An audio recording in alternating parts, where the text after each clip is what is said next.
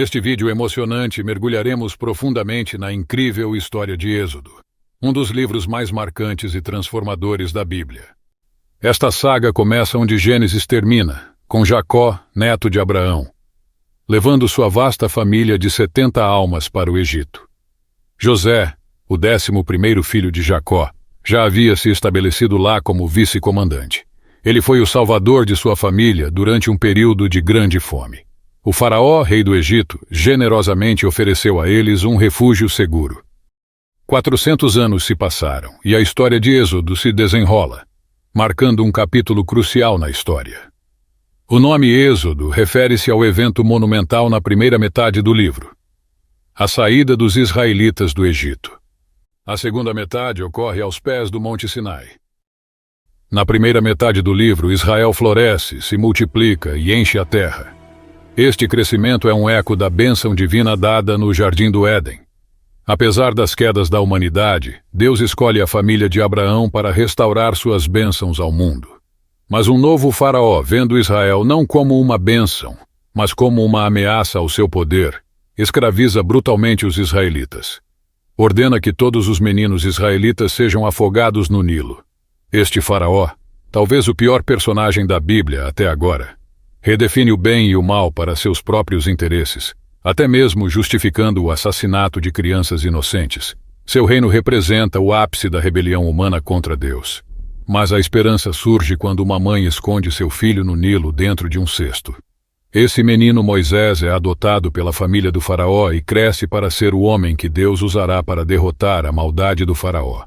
Na famosa história da sarça ardente, Deus aparece a Moisés, encarregando-o de libertar os israelitas. Deus prevê a resistência do faraó e promete enviar pragas como julgamento sobre o Egito. A história nos leva a um confronto épico entre Deus e o faraó. Inicialmente, o faraó endurece seu próprio coração. Mas com o tempo, Deus intervém, endurecendo o coração do faraó. Uma estratégia divina para demonstrar seu poder e propósitos. Deus desencadeia a primeira de 10 terríveis pragas, cada uma desafiando a obstinação de Faraó e a pretensa divindade de seus deuses egípcios. Com cada praga, Moisés estende a mão, oferecendo ao Faraó a chance de humildade, a oportunidade de libertar o povo de Israel. Contudo, após cada desastre, ouvimos com pesar que o coração do Faraó se torna ainda mais petrificado. Por uma decisão consciente e voluntária, ele se opõe ao inevitável. À medida que a narrativa se desenrola, chegamos à segunda de 10 pragas. E é aqui que começamos a ouvir, como um eco no deserto, como Deus endureceu o coração de Faraó. O propósito da história vai se revelando, mostrando que, embora Deus soubesse da resistência do Faraó, ele ainda lhe concedeu a oportunidade de escolher o caminho correto. No entanto, a maldade de Faraó atinge um ponto de não retorno. O que quero transmitir é a profundidade do desatino do faraó, tão severo que até mesmo seus próprios conselheiros questionavam sua sanidade. Nesse clímax, Deus toma as rédeas, usando a iniquidade do faraó como instrumento para um propósito maior, a redenção. Deus manobra Faraó rumo à sua própria ruína, enquanto habilmente salva seu povo. Quando até os conselheiros do faraó veem sua loucura, Deus assume o comando, usando a maldade do faraó para um propósito maior de redenção. A praga final, a morte dos primogênitos egípcios, contrasta com a proteção oferecida aos israelitas através do sangue do cordeiro. A história culmina com a noite da Páscoa, uma celebração da justiça e misericórdia divinas. O orgulho e a rebeldia do faraó levam à perda de seu próprio filho e à libertação dos israelitas. Enquanto os israelitas fazem seu êxodo, o faraó, em um último ato de desespero, persegue-os, apenas para encontrar sua própria ruína nas águas do mar. A primeira canção de louvor da Bíblia emerge, declarando o Senhor como Rei. Esta é uma história sobre o reino de Deus, sua missão de enfrentar o mal e libertar os oprimidos. Mas a jornada dos israelitas continua. Eles enfrentam fome e sede no deserto e questionam a Deus e Moisés. Deus, em sua graça, fornece o necessário, mas as dúvidas persistem. Assim termina a primeira metade do livro de Êxodo, uma narrativa que não apenas conta uma história, mas também oferece lições eternas sobre fé, redenção e o poder da graça divina. Em um momento verdadeiramente inspirador na saga bíblica, a segunda parte do livro de Êxodo se abre com Moisés liderando Israel até o pé do Monte Sinai. Aqui, Deus estende um convite transformador para a nação de Israel: entrar numa aliança com ele.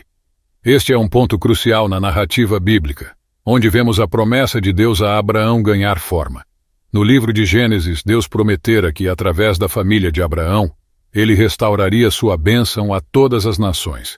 E aqui, diante do Monte Sinai, esse plano divino começa a se desdobrar. Deus promete que, se Israel seguir fielmente os termos dessa aliança, guiados pelas leis, ensinamentos e justiça divina, eles se tornarão um reino de sacerdotes, representantes de Deus na terra, mostrando a todas as nações a verdadeira natureza do Senhor.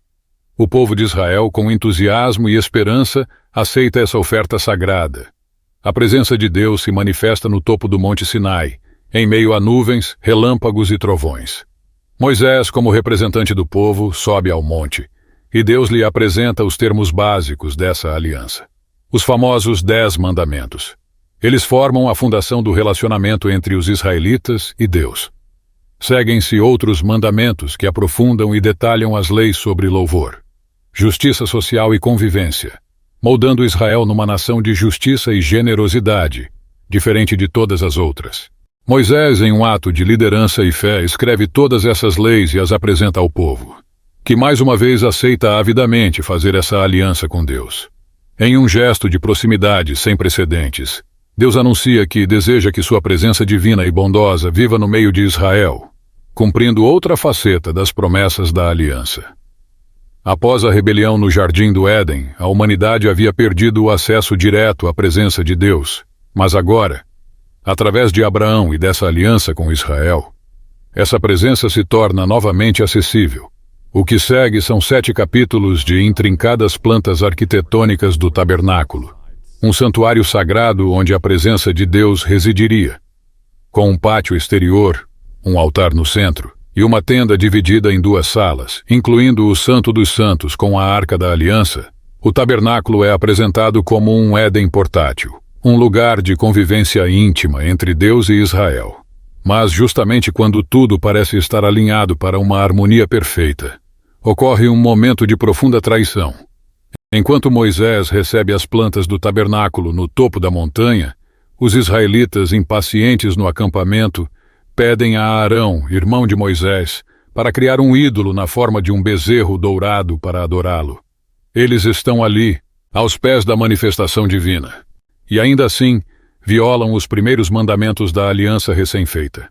A reação de Deus a esse ato é crucial.